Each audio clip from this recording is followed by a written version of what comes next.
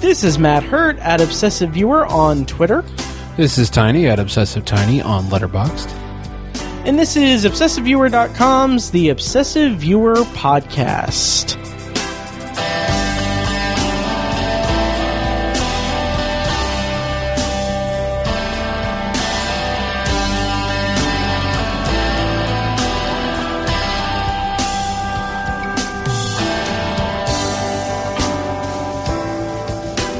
And welcome to The Obsessive Viewer. We're a movie and TV podcast that covers a specific topic, be it genre, trope, movie, or show, each episode. You can find more of our work at ObsessiveViewer.com, more of our podcasts at ObsessiveViewer.com/podcasts. You can you can also like us on Facebook and join the Facebook group at Facebook.com/TheObsessiveViewer. And finally, you can support us on Patreon at Patreon.com/ObsessiveViewer. Yeah, so today is a special episode. Well, every episode's special, Tiny, wouldn't you say? Oh, yeah. Good. And how are you today? I'm alright. I got over being sick for 2 weeks, so... Oh, yeah, we didn't... So, peek behind the curtain, we have been talking for like an hour and a half. Yeah. Some of that is on Patreon, patreon.com/ObsessiveViewer. We did not talk anything about your strep throat stuff. I had strep throat, guys. That sucks. It was bad. I don't think I've ever had it. Really? I hope you don't get it. I had it several times as a kid. My brother used to get it like every year when we were kids. Oh, jeez. But like I hadn't had it since I was a kid, and like I guess it's worse when you're an adult because like it was like swallowing razor blades. God, I hate that. It was so bad. The actual act of swallowing razor blade. I hate it. Yeah, it's rough. No, that I get. Yeah, that's rough. But I feel much better now. So that's good. Yeah, you seem better. Yeah, that's why I didn't ask. Not because I'm an insensitive dick, but because you just seem like you're at 100%. So yeah, that and then me being on call took like 3 weeks away from us recording. I mean, right, like 3 times in a row. Yes. So it was. Yeah, this is our 3rd episode of Obsessive Viewer that's released just in general this year. Jeez. And it's February 18th. Right. That we're recording this. Yeah. But I mean, those other 2 episodes are pretty some hefty ones. Yeah. Which I'm so glad that we brought that up because we're going to do an extended potpourri episode today. And it's going to be nice because we haven't done one of those properly since like episode 301, I think.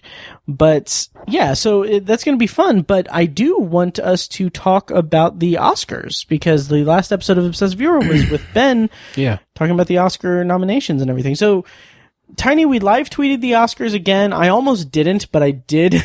And it was fun. It was a lot of fun. #ObsessiveOscars. Yeah. How'd you feel about the ceremony and about the winners and everything? The ceremony was fine. I think the lack of host is dumb. I think it really misses. I miss a host, even if it's not somebody I'm particularly thrilled about. Right. I think they need to have a host. So the ceremony was whatever.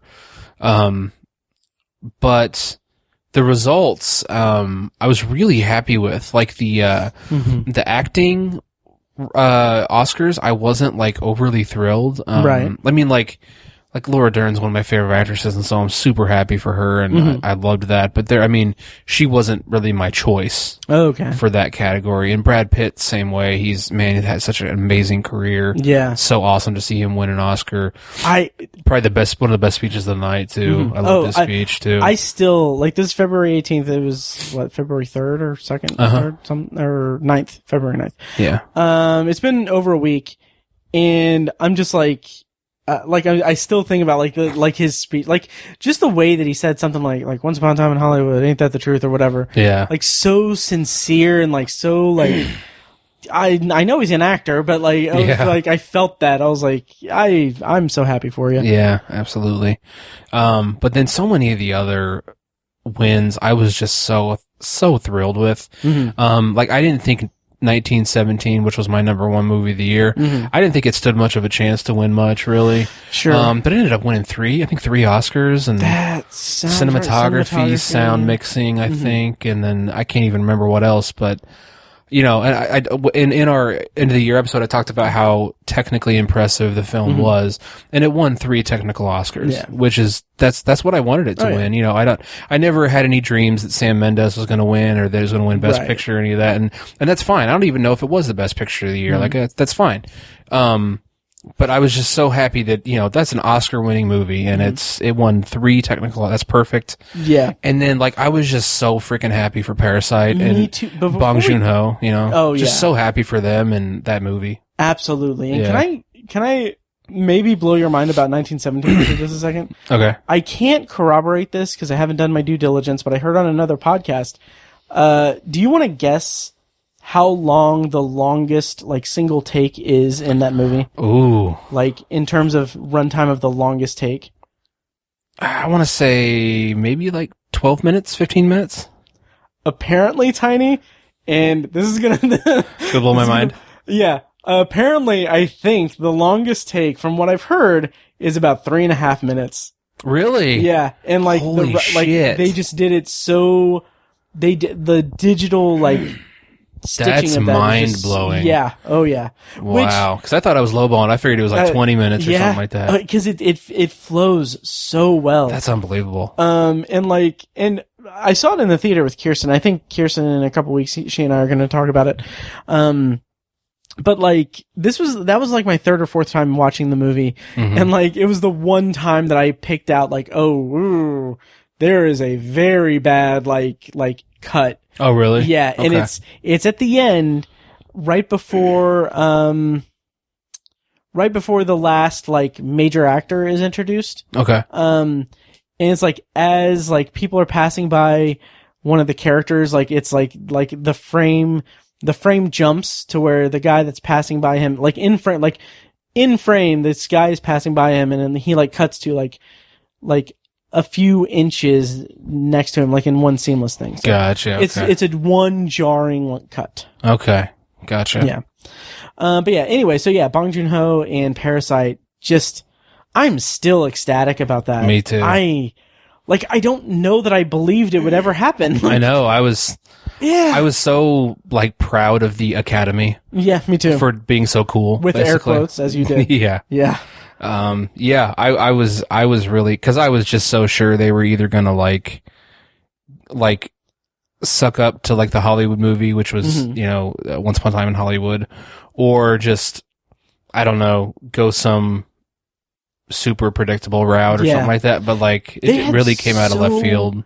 So many, I don't know if it might be a little reductive to call them safe bets, but okay, if they gave it to Ford v Ferrari, that's a safe movie for Best Picture. If they gave it to even 1917, while it is a technical marvel and it is a very good, strong, great movie, it's also okay, it's a war movie. Right. It checks that box and everything. And also with Once Upon a Time in Hollywood, even though it's very unique and everything, it's also okay, Hollywood, yeah, sure. Right. Yeah. What did you think of Joker getting shut out pretty much, except for score and actor? An actor. Yeah. I'm fine with that. Yeah. Cause I liked that movie. I genuinely liked that movie, but I just wasn't all over it for awards. Yeah. Really. And I liked it too. And I feel like I've been a little hard on it. Yeah. Even though I spoke highly of it both on the Patreon feed and in the Patreon video feed and on the podcast, but I don't know. I something about it just didn't sit well with me, and it's something I've been saying this, but I need to revisit it and rewatch it and everything. I do think Joaquin Phoenix definitely deserved that. He did a great job. Again, he wasn't my choice, but yeah, he was great. Yep. Yeah. And I'm very ashamed to say this, but people were talking about it's just insane. The two actors have won Oscars for playing the same character. Right. Maybe the first time that's ever happened. Yeah, maybe. I don't know. But when people said that, I was I don't know why. Maybe because it was posthumous, but I kept thinking Jack Nicholson won? Jack Nicholson won for Batman? The Tim Burton Batman? I for some reason I'd completely forgotten about Heath Ledger getting the posthumous Oscar. Wow. So yeah. But yeah, Parasite, so happy. Yeah. So thrilled. Did you see the picture of where Bong Joon-ho was holding his two Oscars together, making them kiss. I just love the look on his face. Great. He's just like, this is what's supposed to happen right now. Like, God, that's so funny. I think Kirsten made that her cover photo. I think that's the first time I saw it. I just laughed so hard. So perfect. That was great. And every time he was on stage, I was just like, I want to hang out with him. Like, he just seems like just a blast. Yeah, absolutely. Really good. And just super classy across the board, too. Totally. Like, you know. There was a lot of funny tweets surrounding everything, but film Twitter likes to shit on Joker, which is one of the reasons why I don't like being negative on it, just because I haven't seen it. Yeah. And I feel like it might be piling on a bandwagon that I'm not quite sure I'm on or will be on. Mm-hmm. But there's a really good summation of his Best Director speech where he says and it's so great. I loved that one. Yes. Cause he said I can't remember the exact quote, but he said a quote by Scorsese, but then he said it he said this is what I go into every movie thinking and everything. And then he's like, and that quote was from our great Martin Scorsese, who's there. And he basically initiated a standing ovation for him. Yeah. He's like, I've studied your films and everything. And then who else did he name drop? Oh, Quentin Tarantino. Quentin Tarantino, yeah. Right. And Quentin Tarantino. And then there was a pause, and then he's like, and Todd and Sam Mendes. You also make films. Exactly. Yeah. And I saw that tweet. I saw that tweet and I was like, that is great. That's so funny. That is so fucking good. Yeah. That, and then also in terms of Parasite winning, first of all, unreal. I still can't believe that it happened. I know. International film and Best Picture and Best Director. Right. Insane. And Best Original Screenplay. Just unreal. I'm so happy about it. The thing about I shared this in our pod chat, but that guy who posted that video, very much being angry about it winning Best Picture. Yeah, he was like a stereotype. Oh my god, across the worst board. kind. Yeah. Yes. And I got so much glee out of it because there's a parody Disney Plus account, it's called Disney Prime, that posts photoshopped pictures of images for fake movies and stuff. They had Fantasy Island with the Photoshop of the Fantasy Island poster was Jeffrey Epstein and Bill Clinton. Oh my god. Just fucking hell. Wow. Yeah. So anyway, they posted that video with pop-up facts. Oh yeah. Amazing. That was so funny. So I'll put a link in the show notes. It's hilarious. But it's just the guy is so wrong on so many levels. Yeah. And watching the even longer one, the longer version of it, because that's just a short snippet. He's the most asinine thing, because his main thing, for those who aren't going to check out the video, he is upset because Joker didn't win.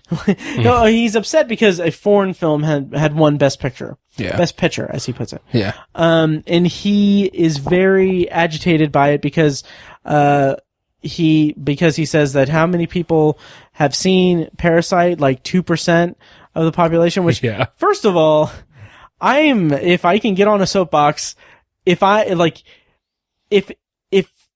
never see another argument for the quality of a movie referencing a box office returns, I'll die happy. Right. Because that's not a fucking argument. That's not a point. Popularity has nothing to do with it whatsoever. No one gives a shit how much money a movie made. It is not it's not an indicator of quality. Right. So just stop. Yeah. Fuck. Anyway, so he mentions that, and then he says, So, but if it wins, if it's up for international film, he kept saying foreign film. This year they changed it to international film. If it wins foreign film, it shouldn't win Best Picture because it's not, whatever. I don't know. He's a caricature. Yeah. But the most delicious part was that at one point he says, he's essentially saying why, it should be an American film, that wins, like 1917, which is a British film, right? It does not have one American in it. Exactly. Even the writer-director is British. It's so great. Oh my god. But his argument about Joker deserving it was that he says at one point, and this is near verbatim, I don't have it in front of me, but this is near verbatim, he says, I don't give a fuck about Parasite, I don't even know what Parasite is. And then in the next breath he says, Joker deserves to win because it's about how rich people treat poor people. Yeah. Oh my god. And I'm like, oh my fucking god, this is... I got so much enjoyment out of it. So much Schadenfreude enjoyment. Yeah. Apparently he posted a follow-up video where he watched Parasite and actually liked it. And yeah. I didn't watch it because I didn't give a shit. So I don't know. But anyway, we didn't watch the video. Obviously I watched Parasite. But anyway. Right. Yeah, so the Oscars, anything else? No, I don't think so, no. Okay. I don't think I have anything else. For our listeners in suspense, because I said in episode 301, I said that last year I had watched the Oscars using Hulu Live TV, a free trial of it, that obviously I couldn't do the free trial again, so the question was, how did I watch the Oscars? Yeah, I forgot to ask you, how did you? Yes. So, first of all, I just want to mention that Matt Andreyko was very kind to offer to set me up with his Plex server or whatever. He had something that I could watch it, but I didn't take him up on that because I actually just streamed it from the ABC app. Oh, okay. To my TV on my Chromecast, and it worked fine. Nice. Yeah. Oh, last thing about the Oscars. What did you think of Eminem? Yeah, that was out of left field. It was random. Yeah. I was surprised. I dug it. Yeah. The reactions were great. Yeah, they were. Yeah, I was very proud of this tweet, and then we can move on to our extended potpourri. So the whole reason that he came out and he performed "Lose Yourself" was because he, 17 years ago, didn't go to the Oscars when he was nominated and won for it. And in an article in an interview with Rolling Stone, he said that, I didn't go as, my daughter was at a young age where, she had to be up early for school. So I think I was asleep, when I won and everything. And so my tweet was a screenshot of that, and it said, you might say that Eminem's decision that he had to come to as to whether or not to go to the Oscars 17 years ago or stay home so he can have his help his daughter get up and go to school the next morning, you might say that had him caught up between being a father and a prima donna. Father and a prima donna. Because it's part of the lyrics of "Lose Yourself." Oh, okay. Caught up between being a father and a prima donna. Oh, okay. Baby mama drama. Wow, you know that song. Oh, I love that song. I was a huge it's a great song. Oh, yeah. I just don't know. I didn't know that lyric. Yeah. So I was very. I know about Mom's Spaghetti and stuff. Yes. Mother's Spaghetti. Yeah. Yes, that was my favorite movie. I know, we love that movie. Oh yeah. Oh my god. Yep. Doesn't hold up as well. I don't think it does. It's not a bad movie. No. I still think it's a totally watchable kind of good movie, frankly. Yeah. But it's kind of dumb. I mean, it is kind of it's an Eminem. It's about rap battling. I mean, it's. But the weird thing is, it's a movie about rap battling, as a star vehicle for a rapper who was incredibly hot at the time. Yeah. Directed by the guy who directed L.A. Confidential. Yeah. I forgot about that. Yeah. I will say that end freestyle battle was really good. Yeah, it was. Yeah. Yeah. And the soundtrack is amazing. Mm-hmm. It really is. Yeah. Anyway, yeah. So, extended potpourri. Shall we? Let's. Okay. So, this is an extended potpourri episode of the Obsessive Viewer podcast, which you are currently listening to. I don't know why I did all of that. Extended potpourri is basically an episode length long, thing where, Jesus Christ. Okay. I'm running out of steam. On our normal episodes, usually we have a potpourri section, which is a section at the end of the podcast where we wind down and talk about things that we've watched, things that we're looking forward to, anything we want, as long as it smells good. So since we don't have like a proper topic aside from the post-Oscars talk, we're going to do an extended potpourri. So the rest of this episode is just going to be spoiler-free, non-spoiler discussions of things that we've watched, going back and forth, looking at our Letterboxd lists. And while we prepare for that, just want to give a shout out to Letterboxd. It's amazing. Letterboxd.com. They're amazing. Like, you can track your movies and everything. In here, if you want a free pro membership, just send me an email, matt@obsessiveviewer.com. First one to send me an email will get a pro membership to Letterboxd, which gets you stats and a bunch of cool features and everything. Last month, we gave out a free pro membership to, Dan. So, hope you're enjoying that, pro membership. Lucky you. Yes. It's funny, he messaged me last year at the same time when I did the same thing. So, yeah. So anyway, so send me an email, matt@obsessiveviewer.com, if you want a free pro membership to Letterboxd. So, Tiny. Yes, sir. You said you have 4 or 5 things? 4 things? Yeah, 4 things. 4 things. Okay. Solid 4. Okay. Do you want to get us kicked off with your first piece of potpourri? I'd be happy to. I'm going to start off with a TV show. Ooh, nice. That I watched while I was sick. Mm-hmm. I took 3 days off of work total for the sickness. And I watched The Witcher. Oh, the entire season? I watched the entire season. Oh, interesting. Toss a coin to your Witcher. That's the only thing I know about it. Yeah. So it's based off of a video game, right? It's based on a series of books, which was then made into a video game. Okay. And then now this is that. Clearly, I researched it a lot. I thought it was just a video game. No. Makes it less impressive. No, I'm kidding. But I thought, as I was watching the show, I was like, man, this characterization is just fucking great. Oh, really? The character of Geralt of Rivia and a handful of the other characters is just phenomenal, just terrific characterization, lots of depth and dynamism to these characters that I loved. And I was like, this is based on a freaking video game? Like, not to shit on video games, but right. There's some amazing storytelling in video games, but I just wasn't expecting that. I thought it was going to be more like fun actiony. Right. And it's really not an action show at all. It's totally a character driven, plot story driven type story. And it's super satisfying. I just love they built the universe really well. There's a lot of really fun, kind of playing with time kind of stuff. That's what I've heard, and that makes me very interested. Right. Like, some of the characters age very differently than some of the other characters. And so, the whole season takes place across decades and decades. Really? Yeah. And I was just and it jumps around. It's different, totally different times. Nice. I was beyond impressed with it. I had heard it was good. And then when they do get into some action, it's really top notch. There's a sword fight scene early on in the show that's it's up there with any other sword fighting scene you've seen in a movie or whatever. Wow. I really want to see more of that. It kind of reminded me of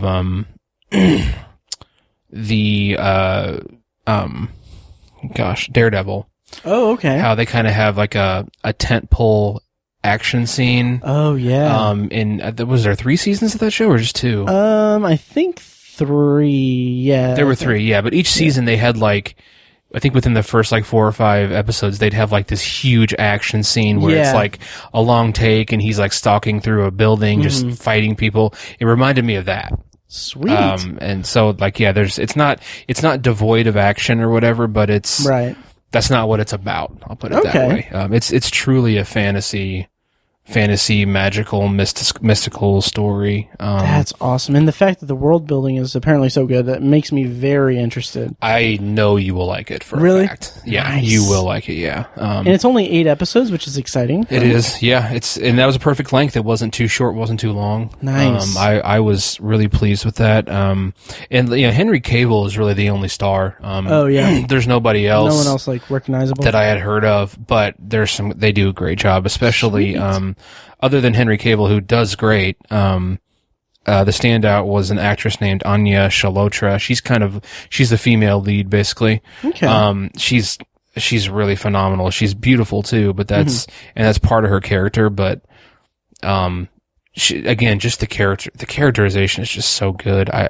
just wasn't expecting it, frankly. I was totally prepared for like an action-y movie or show. It really took me by surprise, and, I'm very impressed with it. I'm super happy that there's another season coming out. Yeah. I can't wait. It's great. That's awesome. I will have to check that out. And have you watched any of Watchmen? Yes, I have. Okay. Paige and I watched that recently. Nice. Did you watch the whole season? Watched the whole season. Okay. Yeah. I only watched the first 2 episodes. I haven't revisited it because I'm so shitty with TV freaking weird, shows. Man. Yeah. It's weird. Can I pitch something to you? Okay. Can I toss a coin at Witcher or something? Yeah. I don't know the reference.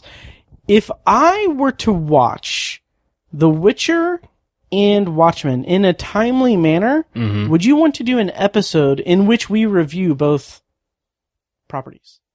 Okay. Yeah, that's fine. Okay. I'm especially game for that because I've already watched them both. I know, yeah. So I'm good to go. Yeah. Sweet. Yeah. I will try to do that as quickly as I can because I really want to watch more TV. Like, because I just don't watch TV anymore. Oh, really? Yeah, I throw on The Office or The Simpsons, and that's it. There's so much good TV out there. It's overwhelming. It is nuts. And, like, people have said that Watchmen in particular is, like, a perfect season of television. Wow. Yeah. I have feelings about it. I'm very excited to talk to you about it. Yeah. Yeah. We'll have to conceal our identities. Yeah. That's it. Yeah. That's who watches The Watchmen. Right. Well, because we'll talk about it. Damn it. Yeah. Anyway. The concept of the whole show, man. Yes. Well, baby squids or something. Yeah. Yeah. I'm very interested to check that out. So nice. Anyway, yeah. So we'll talk about that at some point. Cool. Shall I go to my first potpourri? Please do. Okay, so this one will be brief and with apologies to Mike, who is, I don't think he's listening to the podcast. I'm just kind of going through my Letterboxd, and this is a movie that I haven't talked about publicly, but Gretel and Hansel. Okay. Directed by Oz Perkins. A long time ago in a distant fairy tale countryside, a young girl leads her little brother into a dark wood in desperate search for food and work, only to stumble upon a nexus of terrifying evil. I will say, okay, so it has Sophia Lillis from It and It Chapter 2. Uh-huh. So Mike raved about this. Yeah. He was a very big fan of this. And I respect that. I couldn't connect to it. Okay. I have a very, very weird relationship with this movie. So I watched this movie on a whim. I went to the movie theater, and I think it was like the first movie theater experience I had of 2020. And like, I was tired. My head was not in the right space for it. So I just did not connect with it on like an emotional level. Like, I didn't really care about anything. Yeah. And I think that the fault on that lies with me, just because I was not in the right frame of mind. I will say that visually, it's gorgeous. Okay. Like, it is a wonderfully shot and presented film. Oz Perkins, I've not seen any of his other stuff, but I do believe that he is going to be directing an episode of the new season of The Twilight Zone this year. So I'm very excited about that, just because visually Gretel and Hansel was amazing. But and the overall atmosphere was incredible. Like just the architecture of the house and the forest that they're in, and it's so evocative for just a visual standpoint. But it's just, I was so dull. Like, it was so dull, and I was just so bored. Like, it's a slow burn, which I don't like saying that as a dig at it, because slow burns are storytelling. Like, it's storytelling. That is storytelling. Yeah. And when it's done well, it's done well. But the kind of listless nature of it, and the way that it just kind of very much meanders through it, like, I don't think the payoff at the end was worth the kind of slog of disinterest that I went through for most of it. Okay. Yeah, so I don't know. Maybe I'll probably revisit it at some point, to give it a more fair shake. But for now, I wasn't too crazy about Gretel and Hansel. I gave it 2.5 stars on Letterboxd. How was Sophia Lillis? Oh, she was great. Nice. I'm a big fan of hers, and she's going to be in that show on Netflix that's coming out next week, I think. Listening. Yes, it is. Did you ever watch The End of the Fucking World, or The Fucking End of the World, or whatever it was? No. Okay, I never did either. I know what you're talking about, though. Yeah, the guy who wrote the book that's based on has a TV show that is being adapted to Netflix based on a book that he wrote also that's separate from that. But anyway, I can't remember what it's called. But it's coming out February 25th, I think. Okay. Let me check that. Yeah, she's the only reason why I'm interested in Gretel and Hansel, because I'm a huge fan of hers. Oh, yeah. Like, I'm so excited to, I don't think that sounds weird, to chart her career. Yeah, exactly. Like, 'cause I think she is an incredible talent that I think is going to really have a long career. Yeah. So the show on Netflix that's coming out, it's actually February 26th, so next Wednesday. I am not okay with this. Sydney is a teenage girl navigating the trials and tribulations of high school while dealing with the complexities of her family, her budding sexuality, and mysterious superpowers just beginning to awaken deep within her. Okay. So it's her and Wyatt Olef, who played Stanley Uris as a child in It Chapter 1. Okay. Yep. Okay. So I'm excited for that, February 26th. We'll see. It's Netflix? Yes, sir. Okay. Maybe we can watch that and review it also. Yeah. Yeah, I don't know. I'm definitely gonna watch it for sure. Okay, good. I will. Just because of her. Yeah. The concept sounds great too. Right. Sounds cool. I saw someone refer to it as like if John Hughes made a superhero movie. Okay. So definitely game. That definitely has me interested. Sweet. So, but Gretel and Hansel, I wasn't crazy about it. Your mileage may vary. And it's interesting. Mike had responded to someone on Twitter that was championing Gretel and Hansel and was like speaking highly of it and said like the most accurate film Twitter thing ever. Said that if film Twitter, just the group of Twitter, like the Twitter hive mind of film criticism and talking about film. Yeah. If film if Gretel and Hansel was released by A24, the distributor, then film Twitter would have been all over it. But since it wasn't, it gets, falls by the wayside, which is accurate. People get real big boners for A24 movies. So yeah. Anyway, that's my extended potpourri for that segment. Okay. Tiny. Next up for me is, Terminator Dark Fate. Nice. Which I watched, yeah. I did not get a chance to see it. How did you feel about it? And chart your experience with Terminator franchise. So, I'm a fan of the franchise. I think the concept is just cool as shit. Like, it's time travel, the AI killing, the human race. That's lovely. But no, it's just such a cool concept for a story. And, the first two movies I think are just absolutely phenomenal sci-fi movies. Just terrific. Love them. And the franchise is meandered from there. The third movie is, I think it gets sort of a bad rap. Like, I think it's kind of a cool continuation of the story with pretty poor execution. Sure. But I think it's actually kind of like I said, the cool continuation of the story. And then I think the fourth one was the Christian Bale, Sam Worthington one that Salvation. was a total clusterfuck and just not dropped the ball completely, I think, as far as the franchise. I remember watching that, and that's all I remember about it is watching it. Yeah. Like I was so, it's one of those movies that I was so ready for it to be done. Yeah. And I wasn't thrilled about, I wasn't like enthused for a new chapter in the franchise. Like I wasn't ready for it.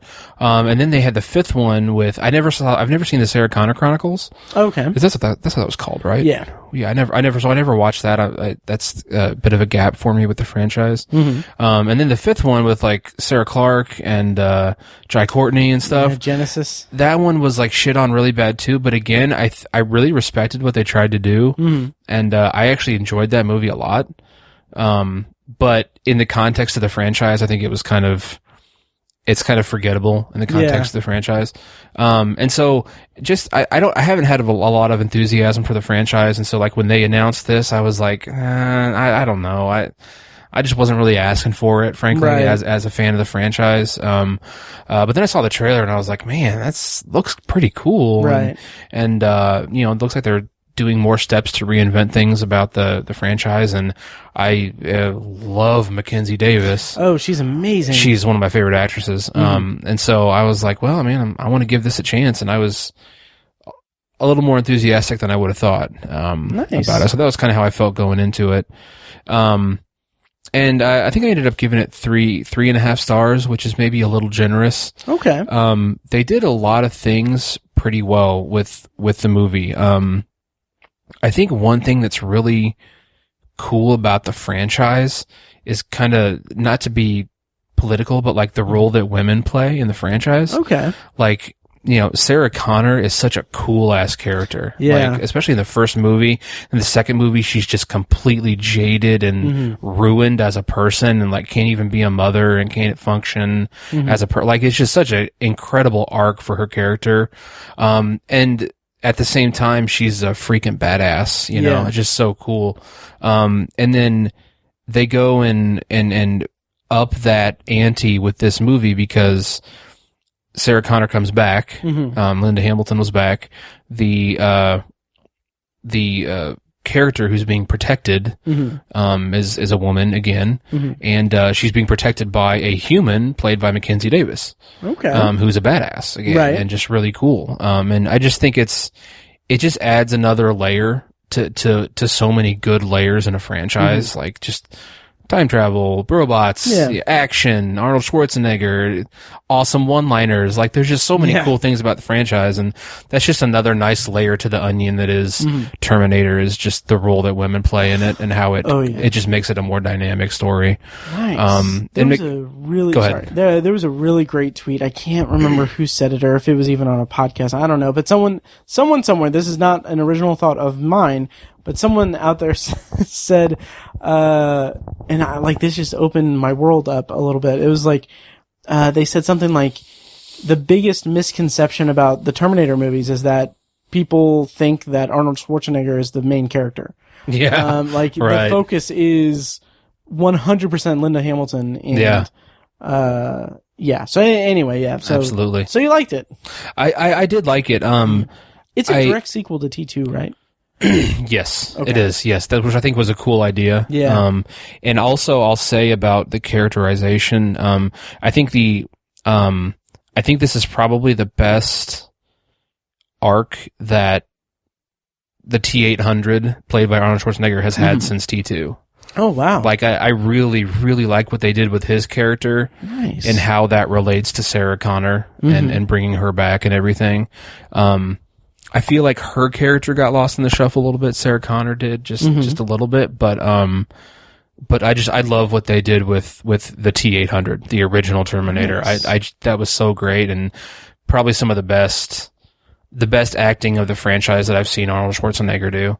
I think he hit his peak with T2. He was great, kind of flipping the script in T2.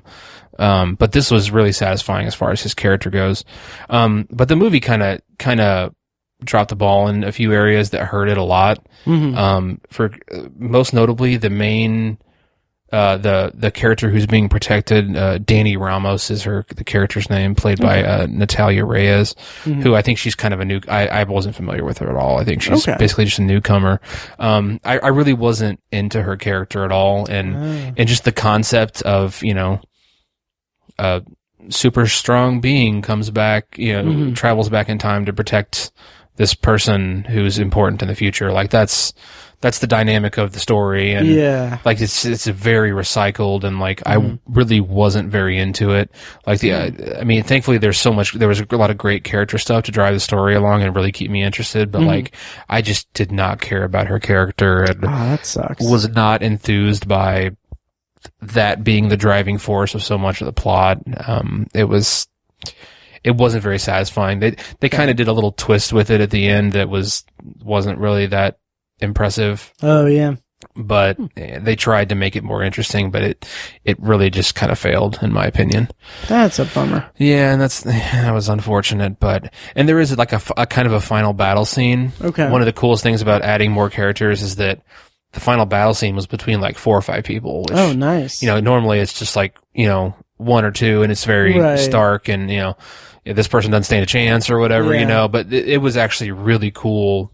Like final battle, I thought that was really awesome. So there's a lot of things about it to like, but it's got some glaring flaws that kind of drag it down. And you know, I really don't know if I want another movie. Like I just did they set it up for like to be franchised, or was it more of a definitive? Not really. I mean, there's always room for something else, you know, but I don't know. I think what they would really need to do, in my opinion, let's go to the future. Let's go to this future that they've only shown us in snippets for 6 fucking movies now. Right. Like, I think that would be a super bold choice to actually go to the future, and let's see the humans finally do a final battle against what is Skynet. That would be cool. I feel like they touched on that a little bit in Genesis. A little bit, yeah. A little bit, but not enough. And not well. yeah. Yeah. That's true. Yeah. I don't Jason Clarke, man.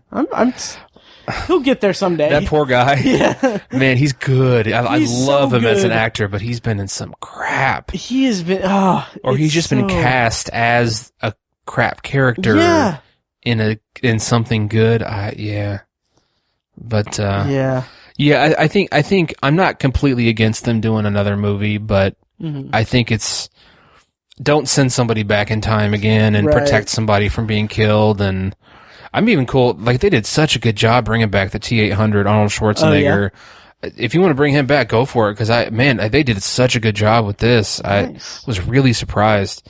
So I'm fine with that, but I really just think they need to go to the future finally, and let's live in that world for a little bit. Gotta go back to the future. Yeah.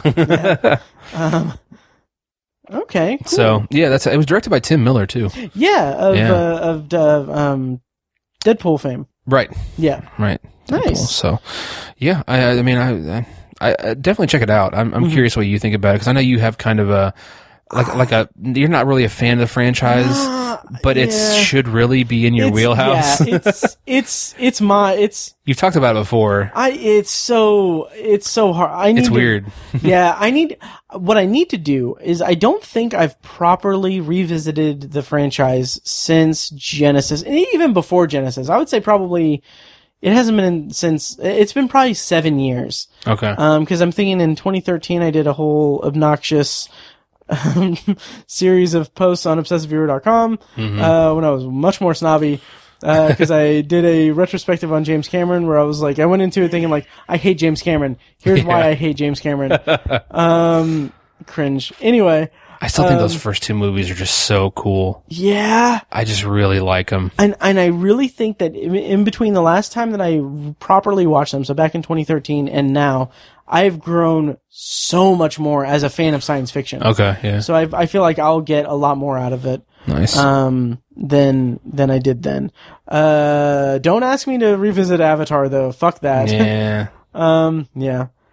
Okay, should I go next? Yes. Sorry. Yeah, okay. I kind of rambled there a little bit. No, you're good. Okay. So I have 3 more things, but I want to use this one to kind of seed it as not a talk necessarily about a movie. So I'll go ahead and raise the curtain on this. You and I did not do a Star Wars Rise of Skywalker episode. We did not. We did not. We did a Patreon thing for the video feed, so $5 and you can get access to that. Mm-hmm. And I said, like, last time on the podcast, I don't care. I'm over it. I'm done. Yeah, I don't even really want to talk about it anymore. Yeah. Like, I don't either. And I think part of it is that, okay, the fan base, like, it's just, like, the more obnoxious fan, like, I can't reconcile my thoughts on it as a moviegoer, as a person who watches movies and critiques them and everything, with the opinion of people who just love Star Wars because they love Star Wars, I guess. I don't know if that's snobby. That's probably coming from a place of condescension. Yeah. I'd say it's warranted. Yeah, I guess. But I do want to mention a couple of things. One, this will seem like a non sequitur, but it will tie into it. I don't think we've commented on this. Cats. Oh, yeah. After it was released, they sent an updated version with updated visual effects to the theaters. So they changed the special effects after, like, while it was in theaters. Mm-hmm. Nuts. Insane. Yeah. So having that in mind, there was a tweet. And a similar tweets have caught my ire regarding Star Wars. And I'll go on into a little soapbox. But this is the tweet from Star Wars Holocron at SW_Holocron. Did you know the Sith Eternal Fleet seen in Star Wars The Rise of Skywalker was created by Sith cultists on Exegol who indoctrinated Exegol's population with Sith values and raised and trained their children to become officers, mechanics, and soldiers for the Final Order? Now, my question to you, Tiny, did you know that? I'm pretty sure they just made that up. Yeah, no one fucking knew it. Right. Because it wasn't in the goddamn movie. Right. Like, and I have such a bug up my ass about this specific type of thing.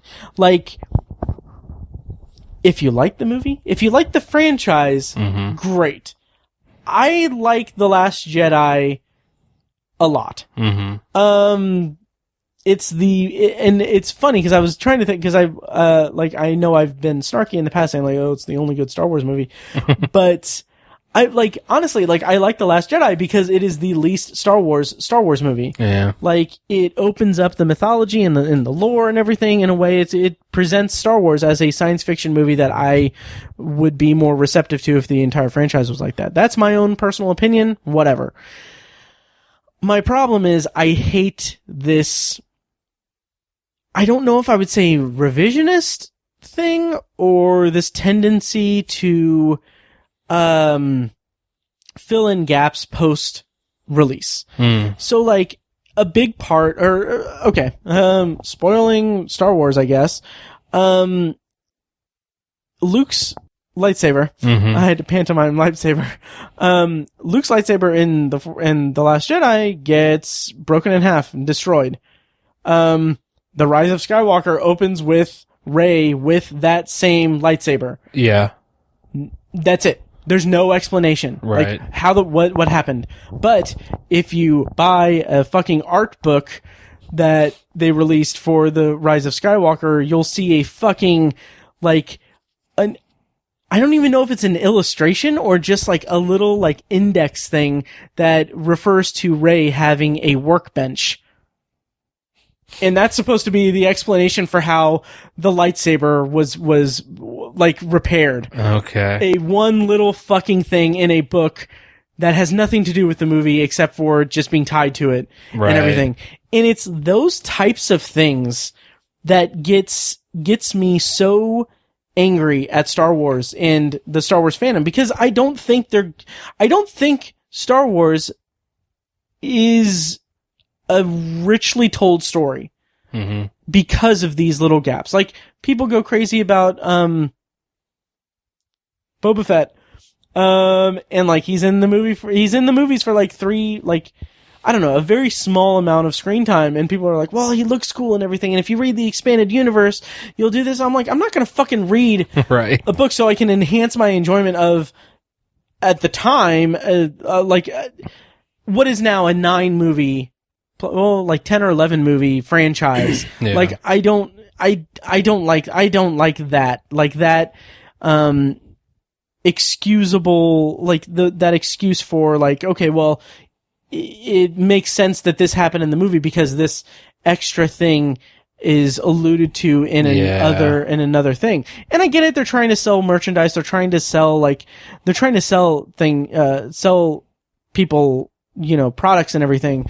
Not sell people, but they're trying to sell people on products, right? And merchandise and everything. But they're doing it at the expense of story, and it happens so often with this fucking franchise. It does. So yeah. So I don't know. I'm done. I don't pay attention to a lot of that stuff. Yeah. Like I cannot tell you how many articles I have scrolled past that are like, what really happened with Luke's lightsaber, and like, how did it end up in the I don't even know. Yeah. I do not know the story of Luke's lightsaber. Yeah. Because I don't care. Yeah. And it's not important to me. Right. If they had put that stuff in the movies, exactly, I'd be interested in it, and it'd be cool, and it'd be like, okay, I'm glad they told us that part of the story. But if it's not there, I haven't found myself really wondering how it got to where it got. I just don't. I mean, there are certain parts of the franchise where there's gaps like that, sure, that I do wonder about. But it's kind of like Lost. Like, there's a bunch of gaps there that, like, some of them I care about and some of them I didn't. But the rest of the show I loved. Yep. And so that's fine. Like, it's still a great show with those gaps. And like, for me, Star Wars is still a great franchise and great movies with those gaps. And I don't care about those gaps. I'm so happy for you. Right. But other people can't be happy with those gaps. I just don't get it. Like, I don't get the kind of gymnastics, the mental gymnastics to justify, like, just not well thought out storytelling, honestly. I don't know. It's lame. Like, and I had this whole thing, like, back when they, and again, this is merchandising shit. It's not storytelling. It's just merchandising. And that's my biggest problem with Star Wars, is because it's a merchandise machine. But like, before the Rise of Skywalker came out, there was a whole big thing about like, oh, check out these action figures for the Sith troopers. It's a fucking stormtrooper painted red. Like, that's it. Right. And they are not a pivotal force or pivotal part of the movie. They are henchmen, like, they are stormtroopers painted red. Right. Like, it is asinine. I don't get it. Yeah. Yet people will still shit on The Last Jedi because Rian Johnson ruined their little hero. Right. Yeah. Fucking, I hate it. Anyway. So yeah. That's that. Potpourri saying. What do you got next, Tiny? So next for me, also while I was sick, I watched Mike Birbiglia's latest comedy special, which is on Netflix. It's called The New One. I'm a big Mike Birbiglia fan. I've been a big Mike Birbiglia fan for 15 years now. I mean, you introduced me to him. Yeah. As a comedy person. Right. I was familiarized with him through, there's a local radio show here in Indianapolis called the Bob and Tom Show, which is broadcast across the whole country. I'm sure a lot of you have heard of it. But he's like a friend of the show, and for a long time he was on there every week doing like a recurring bit. Secret Public Journal. Secret Public Journal. Yeah. So, that's how I kind of fell in love with Mike Birbiglia, and I have his comedy albums, and, he's just a really fun, quirky comic, and, but he's kind of, he is not prolific at all. Like, he's had like, three or four comedy specials in 15, almost 20 years. Sounds about right. You know, he's not like Louis C.K. or anybody. He's not like every year cranking out a new special. And so he's, I'm sorry. Louis C.K. cranking out a new God, yeah. He cranks more than specials. Yeah. But, you know, he has very limited material. And so it's been kind of, as a fan, it's been kind of up and down, because he'll come out with something and it's phenomenal. Yeah. But that's what he'll come out with for like 3 or 4 years. And that's been something I kind of have had to kind of reconcile with him, right, with his material. Because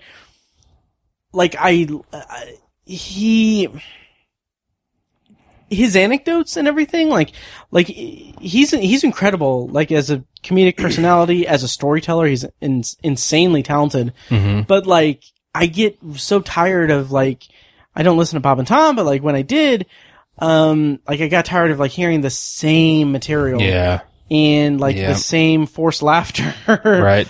And in, like, you know, the soundbite culture that we live in, it's a problem, frankly, because, you know, you have to, people hear something and then they want more, and if you can't give them more, they kind of forget about you. And totally. And that's a problem for comedians in general.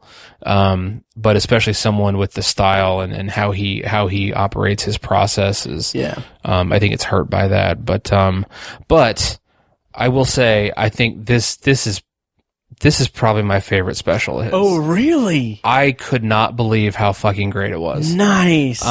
It's basically, it's him telling the story of becoming a father. Mm-hmm. And it's kind of a one-man show style. It's not him giving a bunch of one-liners and telling scattered anecdotes. It's all related around becoming a father. Okay. And it's, I think part of it is that I'm sort of entering that time in my life where I'm, you know, thinking about becoming a father and stand-up special. Yeah. Oh, sorry. Preparing a stand-up special. Yeah, totally. Come to my open mic night Thursdays at 8. No, I will never do stand-up. Oh God, Patreon tier. Oh God.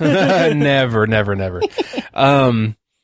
But I think maybe part of why I connected to it so hard is because of that. Okay. God, I can't go into this because it's TMI. Oh, yeah.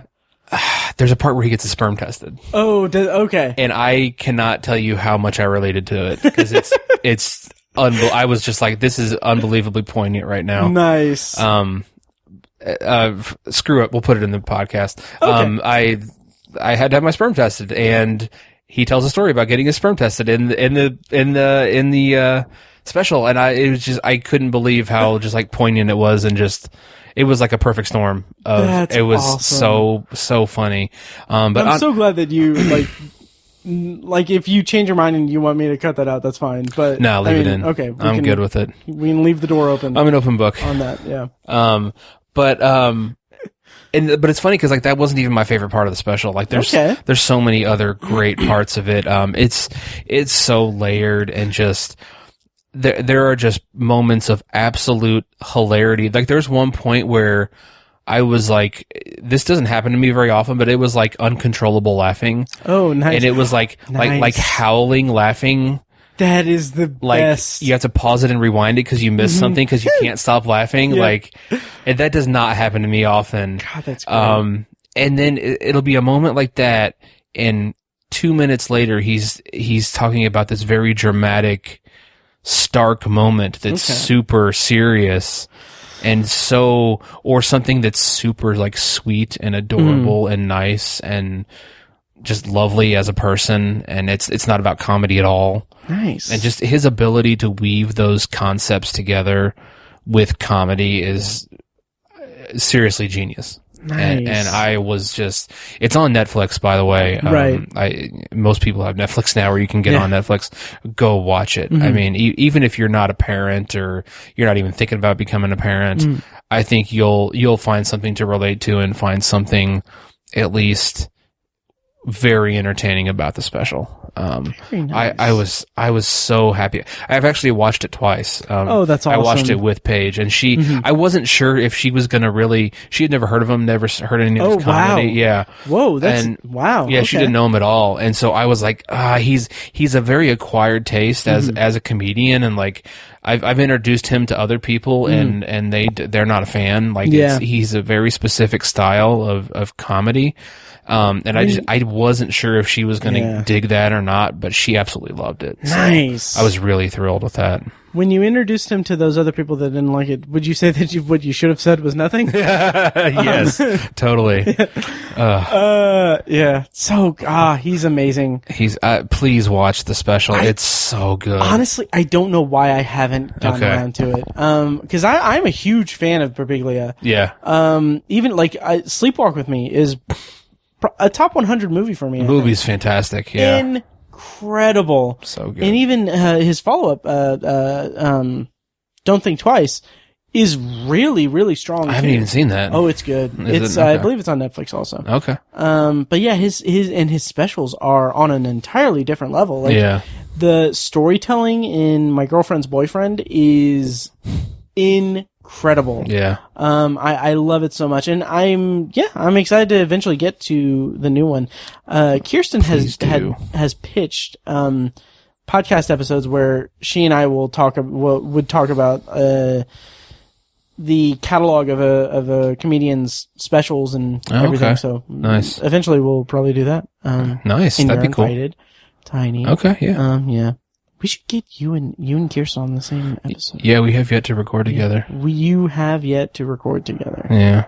Yes. You, Kirsten, Fecus, and Ben. Yeah. The whole gamut of obsessive hosts. Yes. Yeah. Anyway. Cool. So yeah. Cool. That's on Netflix. The new one from Mike Birbiglia. Mm-hmm. Can't wait to see what he does next. Yeah, he's so good. He's so talented. He's amazing. Yeah. So okay, my next one then is going to be stalling a little bit. I'm not sure which one to do. Let's talk about Downhill. Okay. Downhill came out Friday, so on Valentine's Day, and it is directed by Nat Faxon and Jim Rash. Barely escaping an avalanche during a family ski vacation in the Alps, a married couple is thrown into disarray as they are forced to reevaluate their lives and how they feel about each other. It's got Will Ferrell and Julia Louis-Dreyfus as the married couple, and so yeah, this is a complicated thing. I don't know how I'm going to come down on this. So, Downhill is actually the American remake of a Swedish, I believe it's Swedish, film from 2014 called Force Majeure, which is the same plot. Basically what happens is that the family is on a ski trip and there's a controlled avalanche that gets too close to the deck where they're having lunch, and it seems like there's an avalanche that's going to just kill them, and the father gets up and runs. And everyone's safe, and then just the rest of the movie is the fallout of that thing. So Force Majeure, I didn't like it that much, honestly. I rated it 2.5 stars, and I read my review because I watched it back in 2018. Okay. It was fine. It was a little bit more of a dark, kind of moody kind of drama. It was a dark comedy, but it had some pretty heavy things that I don't think, heavy themes that weren't really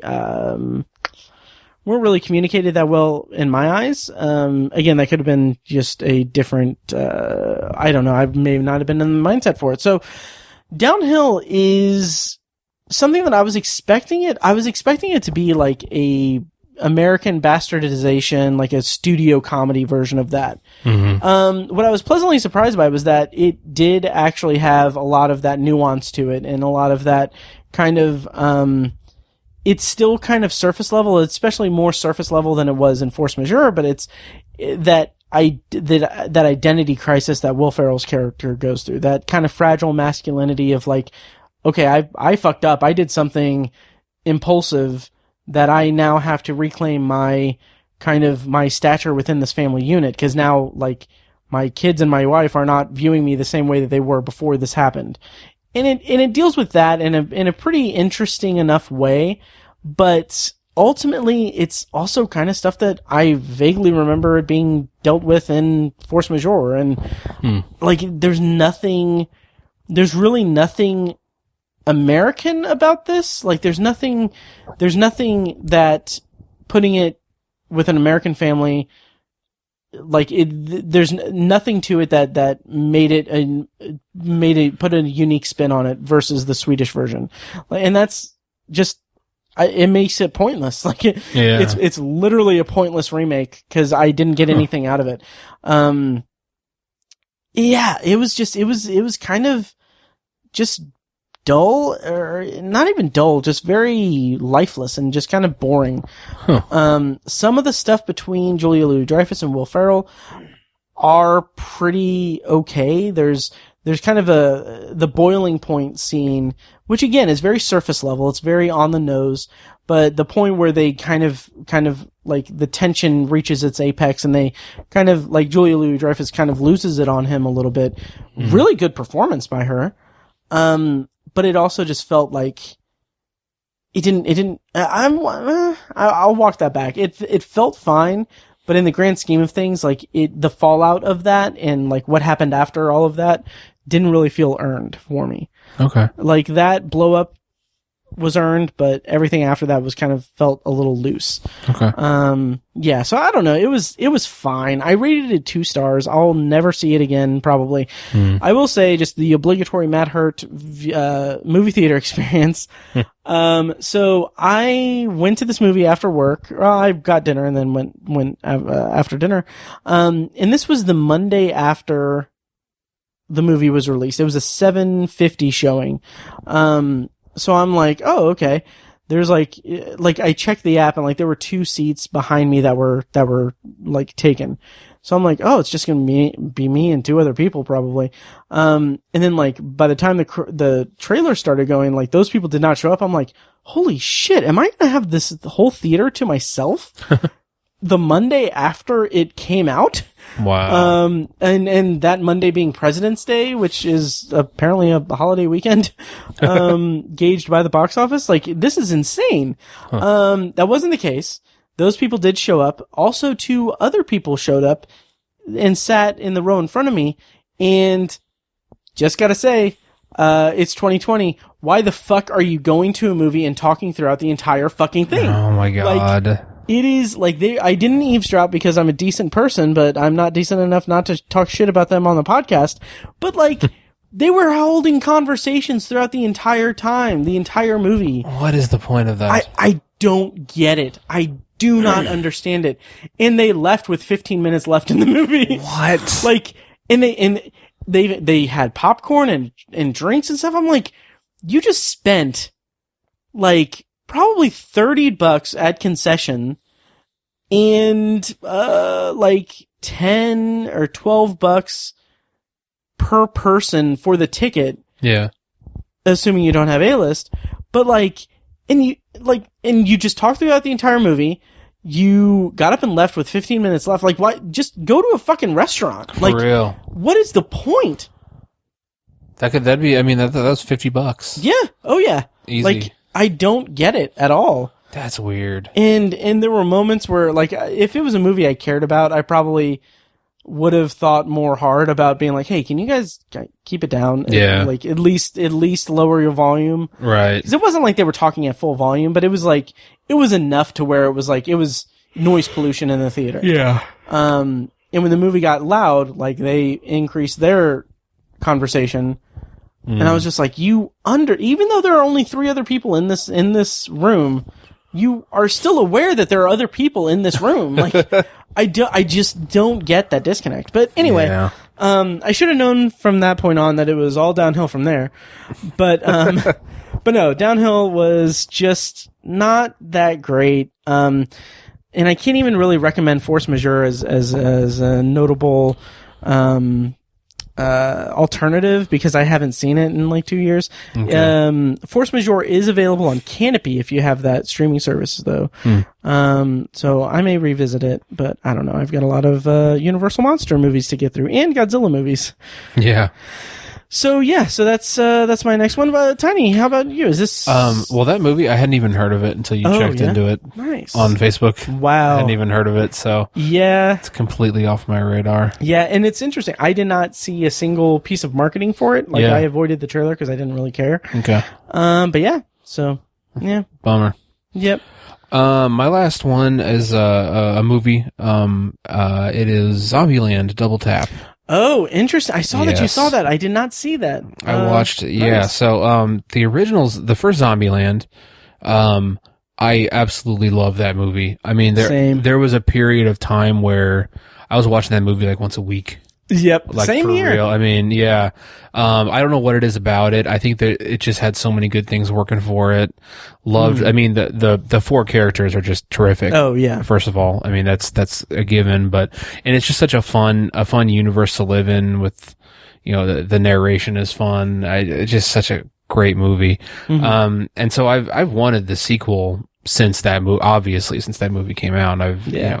I thought it'd make a great trilogy and everything. I've even been a Ruben Fleischer fan. Like, let's see what he does next, turns out not a lot, but, but, it took 10 years for this damn sequel to get made. Yeah. I never understood that, because Zombieland was successful. Right. Both financially and critically. And I think fans have wanted it since the beginning. And I don't know what, I mean, Jesse Eisenberg and, Emma Stone, like, completely blew up, and they're huge stars now. So, I mean, I understand that that's part of it, but, like, the sequel was 5 years too late, really. I mean, and it's really a shame, because I think a lot of the momentum from the original movie is just not there. I don't think there were new fans coming around to the franchise, and I don't know. The timing just seemed really off, and I didn't have a lot of enthusiasm for the sequel, unfortunately. Okay. But being a huge fan of the original, there was no way I was going to miss this. Right. And so the movie turned out to be pretty decent. Okay. I was just really happy to see those characters again and be back in the universe and everything. But I think the plot was just kind of cliched in several ways, and predictable, really, what was going on and what was going to happen. It was pretty predictable. But it was still just a lot of fun. Some of the new characters, I was really surprised at how much I enjoyed them. I wasn't really prepared for that. But I don't have a ton to say about the movie. I'm a fan. I did like it. I think I gave it 3 stars. But I think it's nowhere near the awesomeness of the first movie. Okay. And I definitely want to see a complete trilogy, but, like, I think the only way they should do it is if the first one came out in 2009 and the sequel came out in 2019. I think the only way they should do the third movie is if they release it in 2029. Oh, God. And just wait another 10 years. Jesus. Just because, like, I just think it'd be funny to see, like, a 30-year-old Abigail Breslin and a 75-year-old Woody Harrelson. Jesus Christ. I don't know. It would just be funny. Yeah. I would be all for that, honestly. Yeah. I don't have much else to say about it, really. Were you ever aware of the TV pilot? That's right. From, I think, 2013, I think? It didn't get picked up, right? No. Yeah. It was, I believe, it was a TV pilot that was for Amazon. Mm-hmm. And it was back when Amazon did their TV pilot season thing where you could vote on, like, if you liked the pilots, and that would presumably lead to Amazon's decision to pick it up or not. Okay. Really interesting concept and everything that I'm so bitter that they stopped doing, because the Dark Tower movie, or the Dark Tower TV show, did not get picked up. Right. And we will never see that pilot episode. Yeah. That would be great, but we'll talk more about that on Tower Junkies eventually. Mm-hmm. So anyway, I was looking at the trivia for Zombieland, the TV show. I remember downloading it and watching, like, the first, like, 5 minutes of it and being like, I don't like this. I remember someone in an office building and jumping out a window, I think. I don't know. Okay. But anyway, this piece of trivia from IMDb is kind of funny. Rhett Reese, writer of Zombieland, took to Twitter and blamed the fans for the series not continuing on as he had hoped. He was quoted as saying on Twitter, quote, "You guys have successfully hated it out of existence." So that's something. But yeah, so I don't know. I'll eventually check out Double Tap. Yeah. on one hand, I mean, I love the original, but I just don't really have any inclination. Yeah. And I think part of that is because, I just saw something that makes me immediately want to watch this. Anyway, part of this is just exhausted from zombie stuff. Yeah, it peaked. It's peaked for sure, and it was oversaturated for a long time, and I think the Zombieland sequel was an unfortunate victim of that. I think. Okay. I think at least to some degree. Okay. Yeah. But I just found out that Zoe Deutsch is in it. Yes, she's great. I love her so much. I think I've seen her in something else, but I can't remember. She was in Set It Up on Netflix. Unbelievably charming. Really? Okay. It's a charming Netflix rom-com. I just recently watched her in Flower, which was a movie, a sexually curious teen forms an unorthodox kinship with her mentally unstable stepbrother. Just really good performance from her. Okay. And really, that movie is very interesting. Because it goes to some very interesting places, and I want to say it was, let's see, I don't know if he is related to who I think he is related to, but the director is one Max Winkler, who is the son of the Fonz, Henry Winkler. Interesting. So yeah. Anyway, so that was your last extended appropriation? That was my last one, yeah. Okay, so yeah, I will go ahead. There are some movies that I've seen recently that I think Kirsten and I are going to talk about, so I'll stay tuned to next-ish episode for talking about Sonic the Hedgehog, Birds of Prey, and probably her thoughts on 1917. Okay. But the thing that I want to round us out with is, let's go with Fantasy Island. So I've been writing a lot of reviews on the website, and Fantasy Island is one of them. Fantasy Island is a movie that is I don't know what I expected, but it didn't do much for me. I'm stalling as I bring up the page, for it. So here we go. Fantasy Island is okay. A group of contest winners arrive at an island hotel to live out their dreams, only to find themselves trapped in nightmare scenarios. Directed by Jeff Wadlow and starring Michael Pena, Maggie Q, and Lucy Hale. It is a Blumhouse production and co-production of Sony Pictures, I think. So, man, this movie was. I wrote a review on the website. Check it out. Show notes, obsessiveviewer.com, all that. Did you ever see, or are you familiar at all with the 70s and 80s show Fantasy Island? Not at all. Okay. The only thing I know about it is tattoo and the plane thing. So I don't know if it was a thriller per se. Yeah. My interpretation of it is that it was more dramatic than anything. I know that there are the fantasies have kind of negative spins to them, but Fantasy Island is billed and create it is presented as a thriller. Okay. And it is tonally inconsistent. And way too many characters with way too many fantasies. So honestly, I want to stop short of calling it a garbage movie. Okay. But it's kind of a garbage movie. Okay. It is, like I said, it's tonally inconsistent. There are several different characters who have several different fantasies. Each of those fantasies have a different, tone and genre unto themselves. Mm-hmm. So Maggie Q's fantasy is to relive or revisit her biggest regret and make the right choice. And her biggest regret is saying no to a proposal.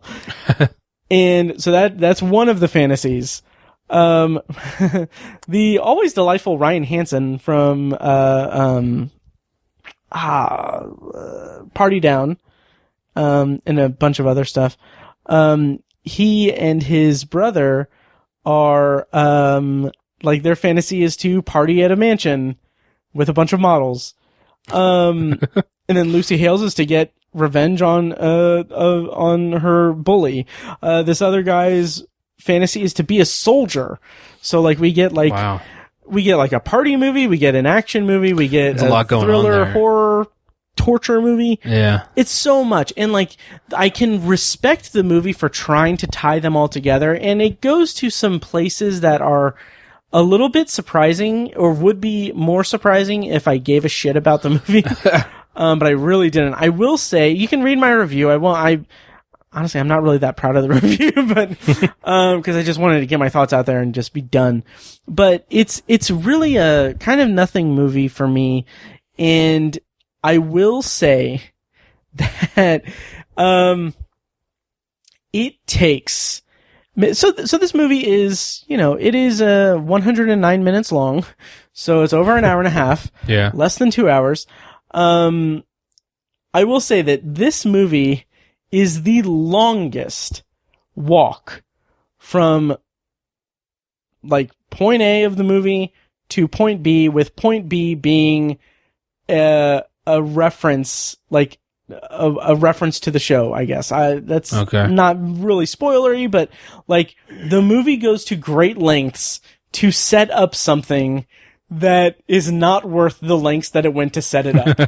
And it is comical how I kind of liked it. Like when I pieced it together, I was like, oh, that's why this thing happened. This is why this line of dialogue was spoken at this time, because they were leading up to this one thing that is not worth the effort at all. Yeah. It was really, I don't know. That was kind of a special moment. It sounds terrible. Yeah, it was not good. And like there was, okay, Michael Rooker is also in this movie. Again, it's another genre. Like, he's a guy that's in the wilderness and he's going to help save the group from like Fantasy Island, essentially. Mm-hmm. But like, it's so, like, there's contrivances all around, like characters literally, like, a line of dialogue is, literally, I'll be vague for spoilers and everything, but, like, a line of dialogue was, he just did that so that we can escape. Like, saying outright, like, this happened so that we can escape, instead of just saying, like, just letting it breathe and letting it be. Yeah. So yeah, I don't know. Fantasy Island was not that good. I have higher hopes for The Invisible Man next week that we're going to see. So, okay. Also Blumhouse. So, we'll see. I think that should do it for this episode. That was a good potpourri. It was. It's been a while. So I'm glad that we did this, Tiny. Absolutely. Yeah. So having said that, next time, I don't know what we're doing. Probably Kirsten and I talking about a bunch of stuff. We'll figure it out. I hope you guys enjoyed this episode. Once again, check out patreon.com/obsessiveviewer and check out Tower Junkies. We're releasing some more stuff slowly but steadily, and we're getting close to when I believe the Twilight Zone, the new Twilight Zone, is coming out. So I'm going to have to wake up Anthology. So be on the lookout for that. But in the meantime, check out the website. I've been posting more reviews. Ben has been posting reviews. It's a good time to consume our content. That it is. Yes. So, so Tiny, any last words no. for this episode? No. All right. All right. Well, thank you guys so much for listening, and we'll see you next time. Thanks, guys.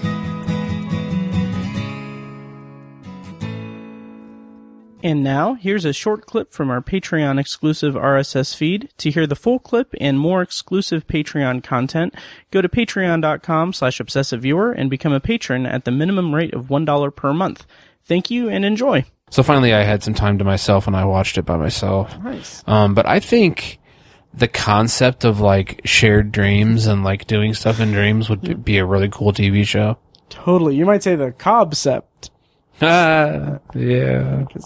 Concept. You said that. Yeah, I always thought it would be cool to have... The Obsessive Viewer podcast is edited and produced by Matt Hurt and presented by ObsessiveViewer.com. For a full archive of our episodes, go to obsessiveviewer.com/OVarchive. You can also like our Facebook page and join the OV Facebook group at facebook.com/theobsessiveviewer. And follow us on Twitter at obsessiveviewer and at obsessivetiny. And follow our recurring co-hosts at I am Mike White, that's me, at R.A. Feckus, and at burger_lurker. If you enjoy the show, please take a couple minutes to leave us a rating and a quick review on Apple Podcasts. This is the easiest way to support what we do, and all it costs is a little bit of your time. If you'd like to donate to the podcast, you can make a PayPal donation at obsessiveviewer.com/donate, or support us on Patreon for recurring donations and access to commentary tracks and B-roll audio recorded exclusively for patrons at patreon.com/obsessiveviewer. Every donation goes toward paying the fees to keep the podcast running and is greatly appreciated. For official Obsessive Viewer merch, including shirts, mugs, phone cases, and more, visit our TeePublic store. You can find a link to the store in the show notes of this episode and at obsessiveviewer.com/donate. Or you can simply search for Obsessive Viewer at teepublic.com, T-E-E, public.com. For information about our annual live event showcasing short horror films from local filmmakers, check out shocktoberinirvington.com. And for an archive of all our events, as well as news about potential future events, head over to obsessiveviewer.com/live. For more podcast content, you can find Anthology, Matt's solo podcast covering The Twilight Zone, and other classic and contemporary science fiction anthology TV shows at anthologypod.com and on Twitter at OVAnthologyPod. You can also find Tower Junkies, a podcast where Matt and Tiny share their love of all things Stephen King and his magnum opus, the Dark Tower series, at towerjunkiespod.com and at towerjunkiespod on Twitter. And finally, check out The Secular Perspective, Tiny's side project podcast, which tackles current events and life's big questions from the perspective of secular hosts Chad and Amanda at thesecularperspective.com. The theme music for The Obsessive Viewer comes courtesy of the band Loudlike from their EP Mistakes We Must Make. Additional bumper music is provided courtesy of As Good As It Gets, which can be found at facebook.com/asgoodasitgetsband. Thank you so much for listening, and we'll see you next time. Kitty!